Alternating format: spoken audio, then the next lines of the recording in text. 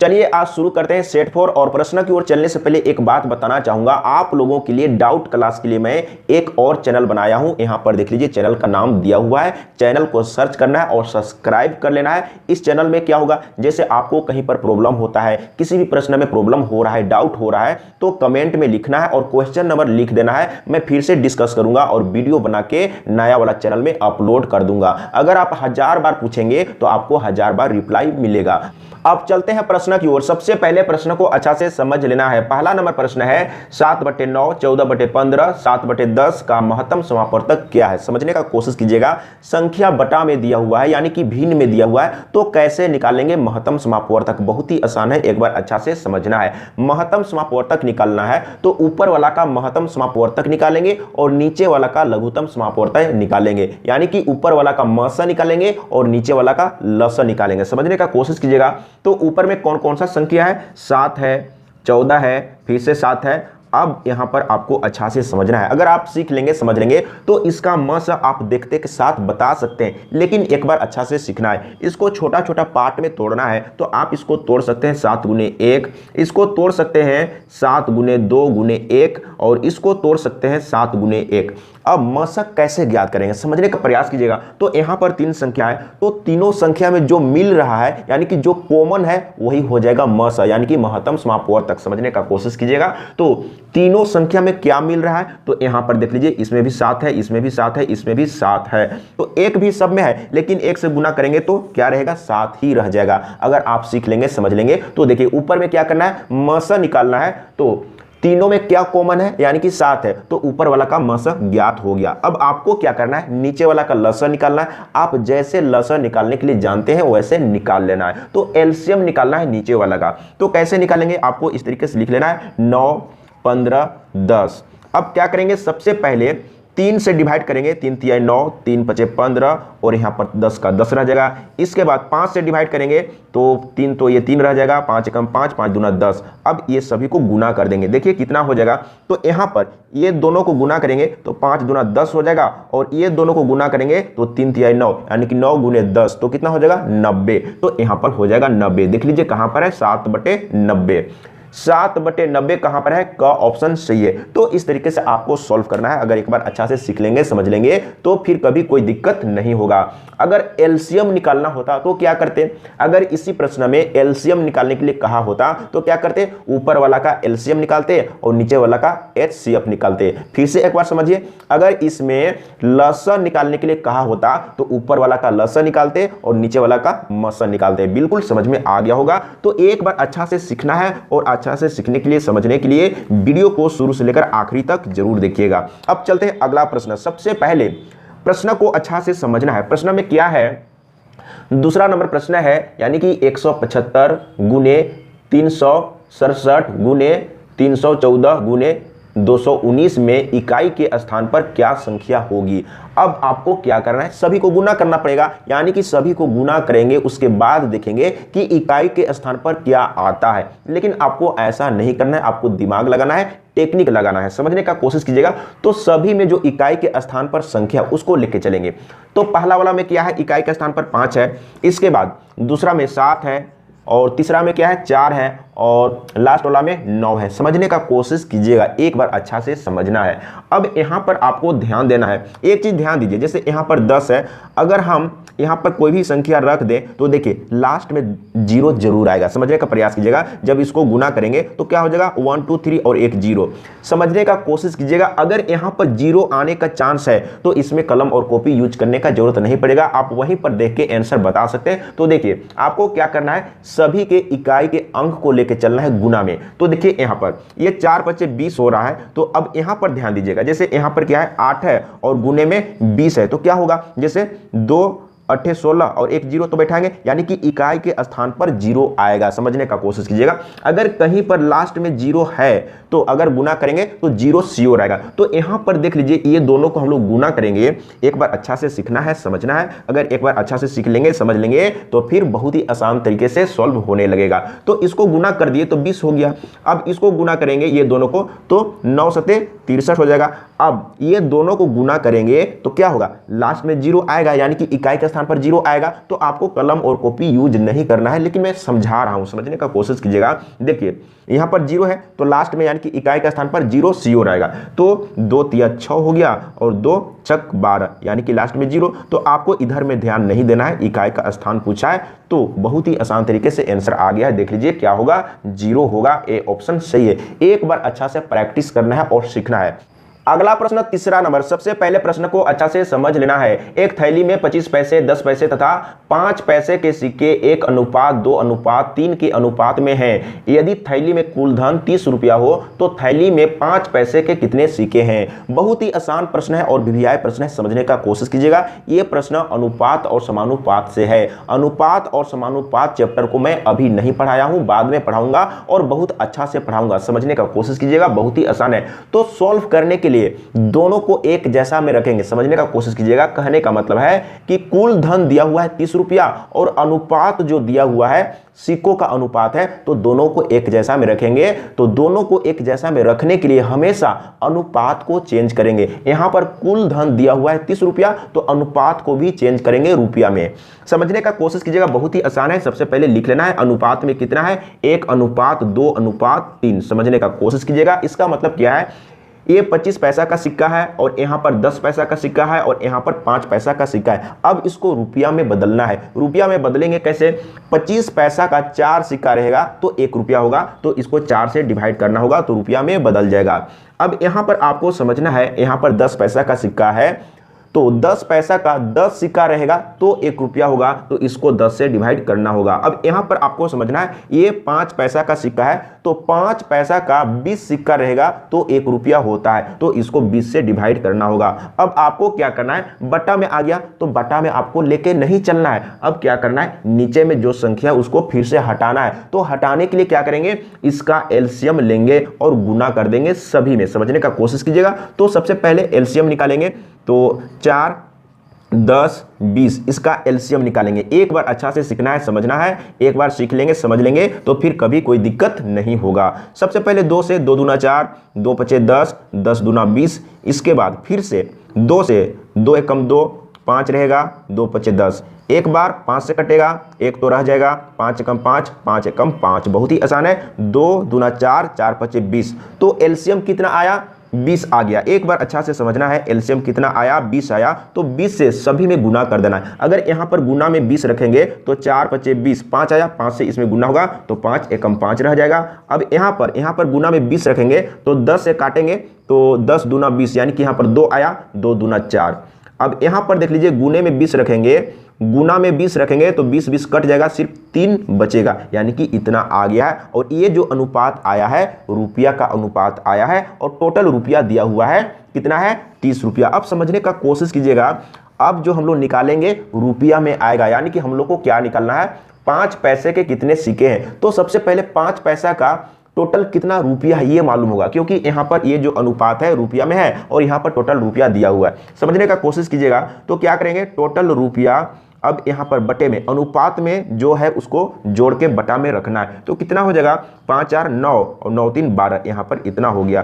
किसका निकालना है, तो 5 पैसा वाला का। तो 5 पैसा वाला कितना है यहां पर, यानी कि 3 है। तो अभी क्या निकल रहा है, रुपया में निकल रहा है, क्योंकि ये भी रुपया है और यहां पर टोटल रुपया दिया हुआ है, तो अभी रुपया में निकल रहा है। तो यहां पर देख लीजिए, 3 चौके 12 और इसको काट लेते हैं तो 2 दूना 4 और ये 15 दूना 30, यानी कि कितना आ रहा है, तो यहां पर आ गया है, यानी कि 15/2 इतना रुपया आया है। यानी कि 5 पैसा का जो सिक्का है वो टोटल कितना रुपया है, इतना है। अब सिक्का आपको बताना है, तो सिक्का बताना है तो आपको क्या करना है, 20 से गुना कर देना है, क्योंकि 1 रुपया में 5 पैसा का 20 सिक्का होगा, तो इतना रुपया में कितना होगा, 20 से गुना कर देंगे। तो बिल्कुल समझ में आ गया है। देख लीजिए यहाँ पर 2 एकम 2 और 1 0। अब इसको गुना कर देंगे, 15 गुने 10, यहाँ पर 10 है तो क्या हो जाएगा, यानी कि 150, यानी कि 5 पैसा का टोटल कितना सिक्का है, 150 है। तो देख लीजिए कहां पर है, ग ऑप्शन सही है। समझाने के चलते मैं टाइम को लिया हूं, अगर आप समझ लेंगे, सीख लेंगे तो इसी प्रश्न को सोल्व करने में बहुत ही आसान होगा।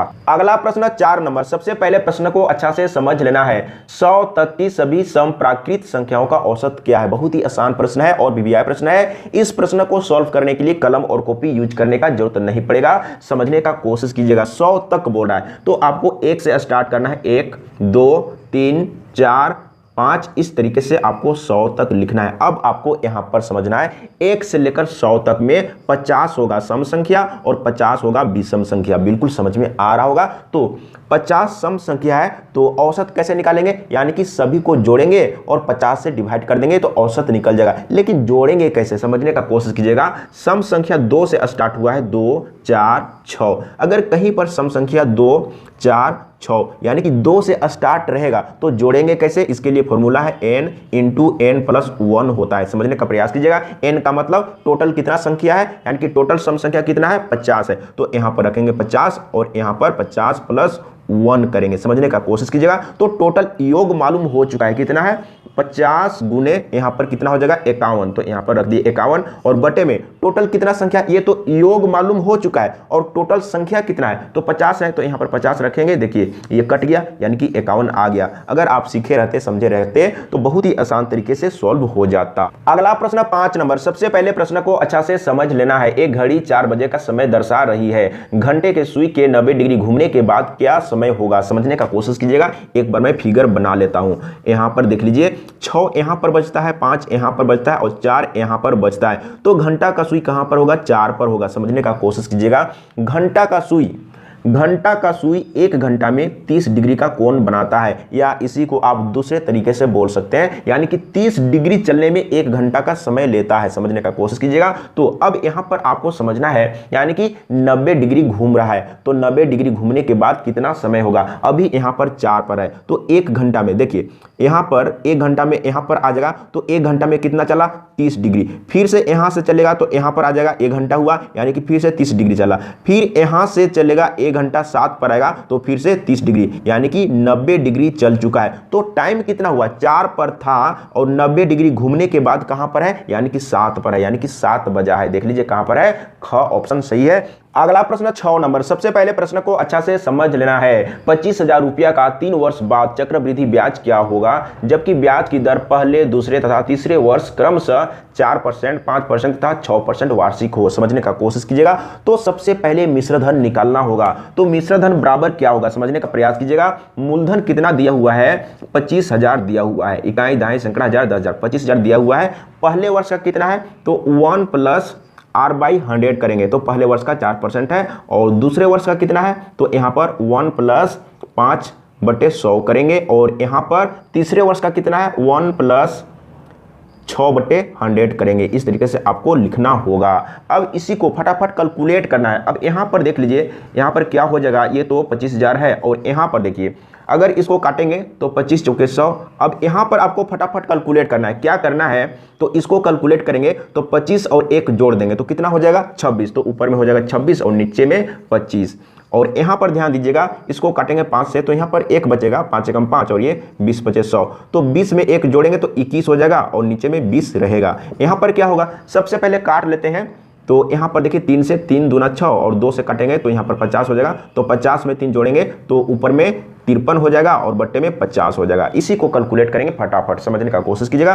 तो सबसे पहले ये 2 जीरो काटेंगे, यहां से 2 जीरो कट चुका है और यहां पर देख लीजिए तो यहां पर 25 एकम 25 और 1 जीरो बच गया, यानी कि 10 बच गया। समझने का कोशिश कीजिएगा। अब यहां पर ध्यान दीजिएगा, यानी कि 5 दूना 10 और ये 10 कट गया। देखिए कितना आसान होता है। देखने में तो बहुत बड़ा लग रहा होगा, लेकिन अगर आप सही तरीके से सॉल्व करेंगे तो बहुत ही आसान तरीके से सॉल्व हो जाता है। तो सबसे पहले ये दोनों को गुना कर लेते हैं, उसके बाद 26 से गुना करेंगे।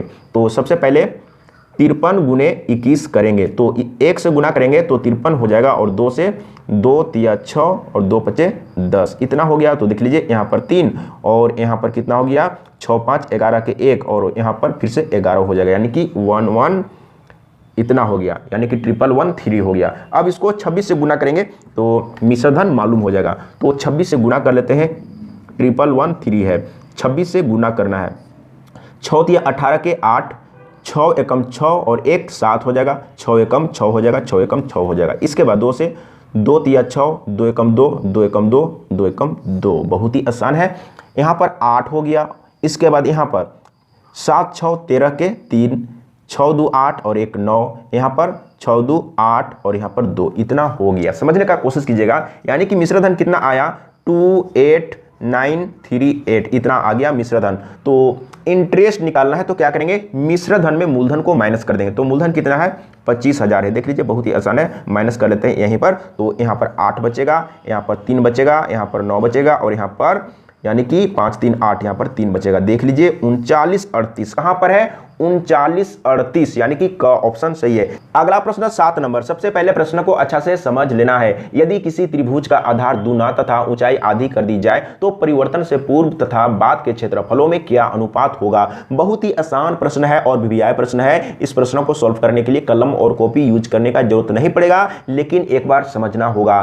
त्रिभुज वाला वीडियो में इस प्रश्न को मैं सॉल्व करके बता चुका हूं, अगर आप पूरा देखे होंगे तो बहुत ही आसान तरीके से आप भी सॉल्व कर लेंगे। तो देखिए बहुत ही आसान है। तो क्या करेंगे, सबसे पहले त्रिभुज का क्षेत्रफल निकालेंगे।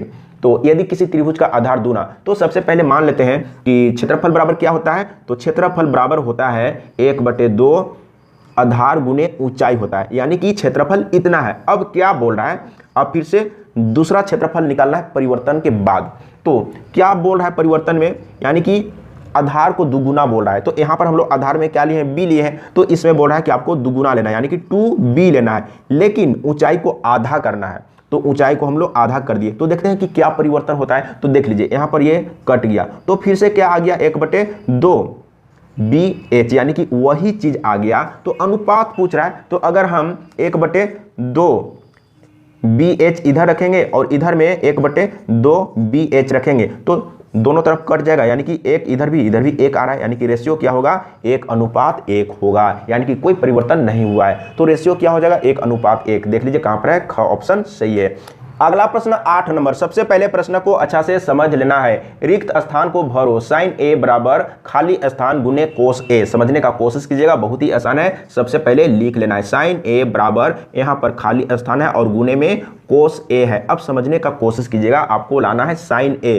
कहने का मतलब है कि यहाँ पर क्या रखेंगे, तो साइन ए ही आना चाहिए। समझने का कोशिश कीजिएगा, इसका मतलब यहाँ पर ऐसा चीज रखेंगे जिसके बटे में कोस होगा और ये कोस कट जाएगा और ऊपर में साइन ए बचेगा। तो इस तरह का किस में होता है, तो 10 में होता है। तो यहाँ पर आपको 10a रखना है, समझने का कोशिश कीजिएगा। तो यहाँ पर 10a रख दिए, तो यहाँ पर पहले से कोस ए है, समझने का कोशिश कीजिएगा। तो खाली स्थान के जगह में क्या रखें हम लोग, 10a रखे। एक बार मैं समझा देता हूँ, अगर फिर से इसको लिखेंगे तो कैसे लिखेंगे, यानी कि tan थीटा बराबर क्या होता है, साइन थीटा बटे कोस थीटा, और यहाँ पर पहले से कोस ए है तो यहाँ पर थीटा के जगह में ए है। समझने का कोशिश कीजिएगा, ये कट जाएगा और यहाँ पर देख लीजिए इधर भी साइन ए और इधर भी साइन ए, यानी कि यहाँ पर आपको क्या रखना होगा 10a रखना होगा। तो देख लीजिए ख ऑप्शन सही है। एक बार अच्छा से सीखना है, समझना है। और त्रिकोणमिति का वीडियो मैं बना चुका हूं, अगर आप नहीं देखे होंगे तो देख लीजिएगा, कॉन्सेप्ट क्लियर हो जाएगा। अगला प्रश्न 9 नंबर।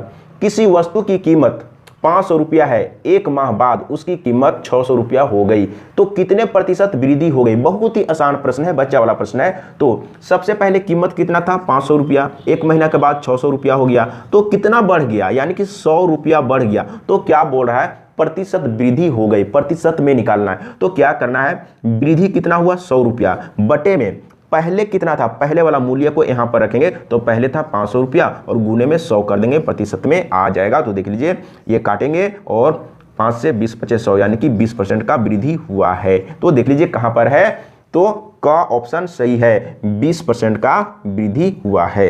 अगला प्रश्न, सबसे पहले प्रश्न को अच्छा से समझना है। अगर प्रश्न समझ में आ गया तो बहुत ही आसान तरीके से सॉल्व हो जाएगा। किसी वस्तु के मूल्य को पहले 20% फिर 10% बढ़ाया जाता है, इस प्रकार कुल बढ़ोतरी क्या होगी। अगर आप प्रतिशत का वीडियो नहीं देखे होंगे तो सीरियल वाइज देख लीजिएगा, कॉन्सेप्ट क्लियर हो जाएगा। तो इसको सॉल्व करने के लिए मैं किस तरीके से बताया था तो मैं यहाँ पर रिपीट कर देता हूँ। तो दोनों कंडीशन में, यानी कि दोनों बार वृद्धि हुआ है, तो क्या करना है 20% का वृद्धि प्लस उसके बाद 10% का वृद्धि, दोनों को गुना करेंगे तो प्लस में आएगा और यहाँ पर गुना में रखेंगे और बट्टे में 100 करेंगे, आंसर आ जाएगा। तो देख लीजिए यहाँ पर 1 0, यहाँ से 1 0 और इसको जोड़ेंगे तो हो जाएगा 30 और यहाँ पर देख लीजिए 2 एकम 2 यानी कि यहाँ पर 2 आ गया 32 यानी कि 32% का वृद्धि होगा। अगर माइनस में आएगा तो कमी होगा, अगर प्लस में आएगा तो वृद्धि होगा। तो यहाँ पर प्लस में आया है तो 32% का वृद्धि होगा, बढ़ोतरी होगा। देख लीजिए कहां पर है, का ऑप्शन सही है। तो इस तरीके से आपको एग्जाम में सॉल्व करना है। अगला प्रश्न 11 नंबर, किसी धनराशि का साधारण ब्याज की किसी दर से 3 वर्ष का मिश्र धन 8,000 तथा 5 वर्ष का मिश्र धन 10,000 हो जाता है। ब्याज दर कितनी है? ब्याज का दर निकालना है, समझने का कोशिश कीजिएगा, बहुत ही आसान है। तो दर बराबर होता क्या है, सबसे पहले आपको समझना है। दर बराबर इंटरेस्ट गुने 100 होता है और बटे में मूलधन गुने समय होता है। अगर आपको इंटरेस्ट मालूम हो जाएगा, मूलधन मालूम हो जाएगा, समय मालूम हो जाएगा तो दर ज्ञात हो जाएगा। समझने का कोशिश कीजिएगा। तो सबसे पहले इंटरेस्ट निकालेंगे। तो यहाँ पर क्या दिया हुआ है, मिश्र धन दिया हुआ है, एक है 3 वर्ष का और एक है 5 वर्ष का। तो क्या करेंगे, 5 वर्ष के मिश्र धन में 3 वर्ष का मिश्र धन को माइनस कर देंगे तो इंटरेस्ट मिल जाएगा। समझने का कोशिश कीजिएगा, बहुत ही आसान है। तो 5 वर्ष का मिश्र धन कितना है, 10,000। इकाई, दहाई, सैकड़ा, हजार, 10,000। इसमें माइनस करना है 3 वर्ष का मिश्र धन को। तो 3 वर्ष का मिश्र धन कितना है, 8,000। तो यहाँ पर लिख लेते हैं 8,000, माइनस कर लेते हैं, यहाँ पर 8 है। समझने का कोशिश कीजिएगा, एक बार अच्छा से समझना है। तो 10,000 में 8,000 अगर माइनस करेंगे तो कितना बचेगा, यानी कि 2,000। यानी कि इंटरेस्ट आ गया है 2,000। लेकिन आपको डायरेक्ट इसको नहीं रखना है, यहाँ पर ये इंटरेस्ट आ गया है लेकिन डायरेक्ट आपको इसको यहाँ पर नहीं रखना है, यहाँ पर अभी आपको समझना है। तो अब यहाँ पर आपको समझना है, ये जो इंटरेस्ट आया है कितने साल का आया है। तो आपको क्या करना है, समझने का कोशिश कीजिएगा। तो हम लोग क्या किए, 5 वर्ष के मिश्र धन में 3 वर्ष का मिश्र धन को माइनस किए हैं। 5 वर्ष के मिश्र धन में 3 वर्ष का मिश्र धन को माइनस किए हैं तो इंटरेस्ट मिला है। तो समय का अंतर कितना है, 2 साल का। तो ये जो इंटरेस्ट आया है 2 साल का आया है, समझने का कोशिश कीजिएगा। और यहाँ पर मिश्र धन दिया हुआ है 3 वर्ष का और 5 वर्ष का। तो आपको चेंज करना है इसको, या तो 5 वर्ष में या तो 3 वर्ष में। समझने का कोशिश कीजिएगा। तो 3 वर्ष में चेंज करना आसान है, ज़्यादा हम क्यों जाएंगे। तो ये 2 वर्ष का इंटरेस्ट है, ये 2 वर्ष का इंटरेस्ट है। तो 1 साल का कितना होगा, 1 ईयर का कितना होगा। तो इसको 2 से डिवाइड कर देंगे तो 1,000 हो जाएगा। यानी कि 1 साल का इंटरेस्ट इतना है तो 2 साल का कितना हो जाएगा, यानी कि 2 साल का तो मालूम है, 2 साल का कितना है, इतना ही है। यानी कि हर एक साल यानी कि 1,000 बढ़ेगा। समझने का कोशिश कीजिएगा। यानी कि पहला साल का 1,000 है तो दूसरा साल का 2,000 है तो तीसरा साल का 3,000 होगा। समझने का कोशिश कीजिएगा, एक बार अच्छा से सीख लेंगे, समझ लेंगे तो फिर कभी कोई दिक्कत नहीं होगा। तीसरा साल का इंटरेस्ट कितना होगा, यानी कि 3 साल का इंटरेस्ट कितना होगा, 3,000 होगा। अब आपको समझना है 3 साल का इंटरेस्ट मालूम है और 3 साल का मिश्र धन दिया हुआ है तो मूलधन मिल जाएगा। मूलधन कैसे मिलेगा, तो 3 साल का मिश्र धन में 3 साल का इंटरेस्ट को माइनस करेंगे। आप माइंड में कैलकुलेट कर सकते हैं। तो 3 साल का मिश्र धन कितना है, 8,000 है और 3 साल का इंटरेस्ट कितना है, 3,000 है। अगर माइनस करेंगे तो कितना बचेगा, 5,000। यानी कि मूलधन आ चुका है, सब कुछ आ चुका है। अब समझने का कोशिश कीजिएगा। तो इंटरेस्ट आपको क्या करना है, 3 साल का इंटरेस्ट लेना है। तो यहाँ पर 3 साल का इंटरेस्ट रख दिए। इसके बाद यहाँ पर 100 है और बटे में मूलधन यहाँ पर कितना आ गया है, यानी कि 5,000 आ गया है। और समय क्या लेंगे, 3 साल का इंटरेस्ट हम लोग यहाँ पर रखे हैं तो यहाँ पर समय हम लोग को 3 साल ही रखना होगा। तो यहाँ पर देख लीजिए, सबसे पहले ये 3 0 और ये 3 0 कैंसिल हो जाएगा और ये 3 और ये 3 कैंसिल हो जाएगा और 5 से काट देंगे तो 20 25 100। देखिए आसान तरीके से आ गया। जो भी टेंशन है यहाँ पर अगर आप समझ लिए और यहाँ पर फास्ट कैलकुलेशन कर लिए तो बहुत ही आसान तरीके से आंसर आ जाएगा। तो देख लीजिए कहाँ पर है 20%, तो ग ऑप्शन सही है। अगला प्रश्न 12 नंबर। सबसे पहले प्रश्न को अच्छा से समझना है। अगर प्रश्न समझ में आ गया तो बहुत ही आसान तरीके से सॉल्व हो जाएगा। अब यहाँ पर आपको समझना है प्रश्न किस तरीके से दिया हुआ है। 1/30 है और प्लस में 1/42 है, इसके बाद 1/56 है, इसके बाद 1/72 है, इसके बाद कितना है 1/90 है और इसके बाद क्या है 1/110 है, 110 है। तो क्या होगा, यानी कि सभी को जोड़ेंगे तो क्या होगा। इसमें कलम और कॉपी यूज करने का जरूरत नहीं पड़ेगा, लेकिन एक बार आपको अच्छा से सीखना होगा। अब यहाँ पर आपको क्या करना है, फर्स्ट वाला और लास्ट वाला को तोड़ना है। कैसे तोड़ेंगे समझने का कोशिश कीजिएगा। तो देखिए यहाँ पर 1/5 माइनस 1/6 लिख सकते हैं। यहाँ पर ये दोनों लगातार संख्या होना चाहिए। अगर फिर से कैलकुलेट करेंगे तो देखिए इतना ही आएगा। एक बार देख लीजिए, एलसीएम लेंगे तो 30 होगा, 5 से इसको डिवाइड करेंगे तो 5 36, यहाँ पर 6 होगा।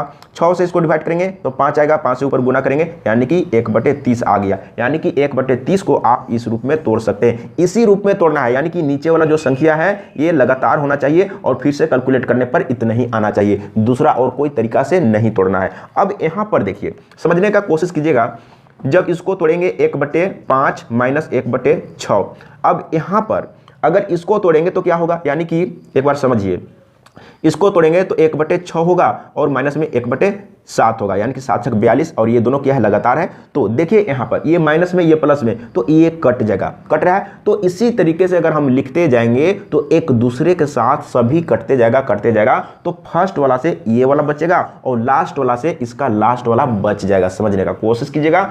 तो लास्ट में क्या बचेगा, अब यहाँ पर आपको ध्यान देना है। अब ये सभी को भूल जाइए, बीच में इसी तरीके से कटेगा। अगर आप सभी को तोड़िएगा तो इस तरीके से कट जाएगा। तो आपको क्या करना है, फर्स्ट और लास्ट को सिर्फ तोड़ के देखना है। तो इसको आप लिख सकते हैं 1/5 और माइनस में 1/6, और इसको आप क्या लिख सकते हैं, तो यहाँ पर क्या हो जाएगा, यानी कि 110 है तो 11 गुने 10 यानी कि हो जाएगा 1/10 और माइनस में 1/11। समझने का कोशिश कीजिएगा, बहुत ही आसान है। अब यहाँ पर देखिए, यहाँ पर क्या करेंगे, तो इधर में तो बीच में कट जाएगा, तो ये वाला से पहला वाला बचेगा और ये वाला से लास्ट वाला बचेगा। समझने का कोशिश कीजिएगा। तो यहाँ पर आपको सिर्फ लेके चलना है 1/5 और माइनस में 1/11, इसी को कैलकुलेट करना है। तो देख लीजिए क्या हो जाएगा, एलसीएम हो जाएगा 11×5 = 55 हो जाएगा, और 5 से डिवाइड करेंगे तो 11×5 = 55, यहाँ पर 11, और 11 से डिवाइड करेंगे तो 5 आएगा, तो यहाँ पर 5 रखना होगा। तो कितना आ जाएगा, तो 6 5 11, यानी कि ऊपर में 6 और नीचे में आ जाएगा 55। देख लीजिए इसका आंसर आ गया। अगर कटेगा तो काट लेना है,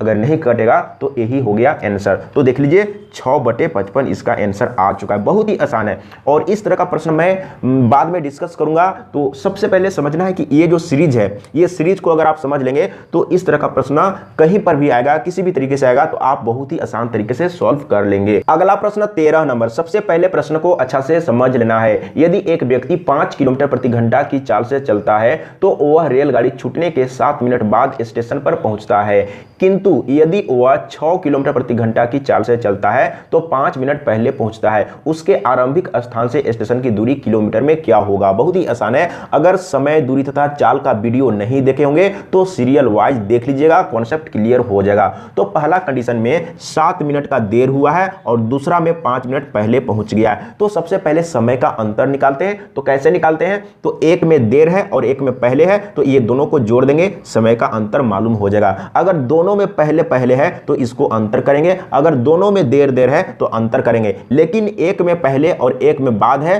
तो दोनों को जोड़ेंगे तो समय का अंतर मिल जाएगा। अब क्या करना है, समझने का कोशिश कीजिएगा। यहां पर 2 चाल है, दोनों चाल को ऊपर में गुना करेंगे, 5 × 6 करेंगे, और बटे में ये दोनों चाल का अंतर करेंगे, तो 6 में 5 घटाएंगे तो 1 बचेगा। और यहां पर जो समय का अंतर हम लोग पहले निकाल चुके हैं, यहां पर गुना करना है, तो यहां पर 12 से गुना कर देंगे, लेकिन ये मिनट में है और यहां पर ये किलोमीटर प्रति घंटा में है, तो इसको भी घंटा में बदलना होगा। घंटा में बदलने के लिए 60 से डिवाइड करना होगा, 12 25 60, और 5 से इसको काट देंगे तो आ गया 6, यानी कि आ गया है आंसर।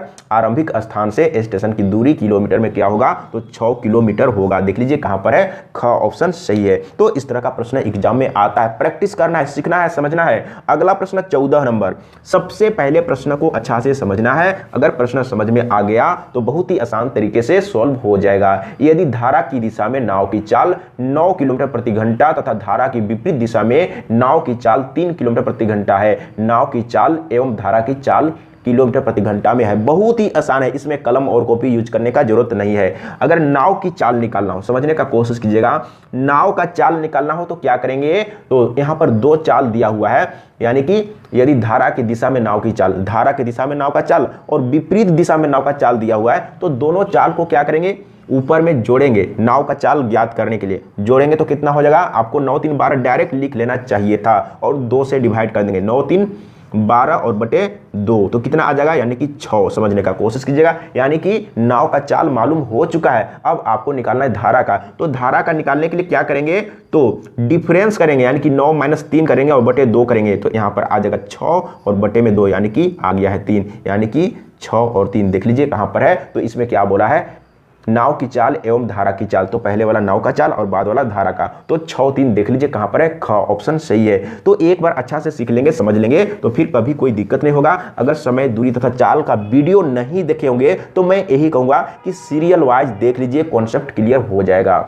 अगला प्रश्न 15 नंबर। सबसे पहले प्रश्न को अच्छा से समझ लेना है। ए की कार्य क्षमता बी से दुगुनी है, दोनों मिलकर एक कार्य को 14 दिन में समाप्त कर लेते हैं। ए अकेला इस कार्य को कितने दिन में समाप्त करेगा, समझने का कोशिश कीजिएगा। यहां पर क्या बोल रहा है, ए की कार्य क्षमता बी से दुगुनी है। तो एक ट्रिक बताऊंगा, कल भी मैं इस तरह का प्रश्न को सॉल्व करके बताया हूं, तो ट्रिक बताऊंगा। उस ट्रिक में सबसे पहले तेज गति वाला का निकलेगा। तो यहां पर कौन तेज गति है, बोल रहा है ए की कार्य क्षमता बी से दुगुनी है, यानी कि ए फास्ट काम कर रहा है, तो ए का निकल जाएगा, समझने का कोशिश कीजिएगा। तो इसके लिए क्या करेंगे, क्या बोला है यहां पर, दुगुनी बोला है, तो आपको 3/2 करना है और गुने में दोनों मिलकर कितना दिन में समाप्त करता है, 14 दिन में। तो यहां पर आपको 14 रखना है। आंसर आ गया, देख लीजिए 2 7 14, यानी कि 7 या 21 दिन, यानी कि ए को काम करने में 21 दिन लगेगा। अगर इसी में बी का निकालने के लिए बोला होता तो क्या करते, तो सबसे पहले ए का निकालना होगा। इस ट्रिक से सबसे पहले जो तेज गति काम कर रहा है उसका निकलेगा।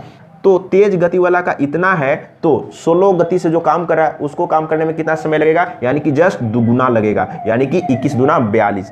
तो बी को काम करने में कितना लगेगा, 42 दिन लगेगा, और ए को 21 दिन, क्योंकि ए क्या है, ए की कार्य क्षमता बी से दुगुनी है, तो बी को ज्यादा समय लगेगा और ए को कम समय लगेगा। बिल्कुल समझ में आ गया है। अगर कहीं पर समझने में प्रॉब्लम हुआ है तो आपको कमेंट में लिखना है और क्वेश्चन नंबर लिख के दे देना है। मैं फिर से डिस्कस करूंगा और वीडियो बना के इंस्टाग्राम में भी अपलोड करूंगा और नया वाला यूट्यूब चैनल में भी अपलोड करूंगा। अगर आप 1000 बार पूछेंगे तो आपको 1000 बार भी रिप्लाई मिलेगा। आज के लिए इतना ही। जय हिंद, वंदे मातरम।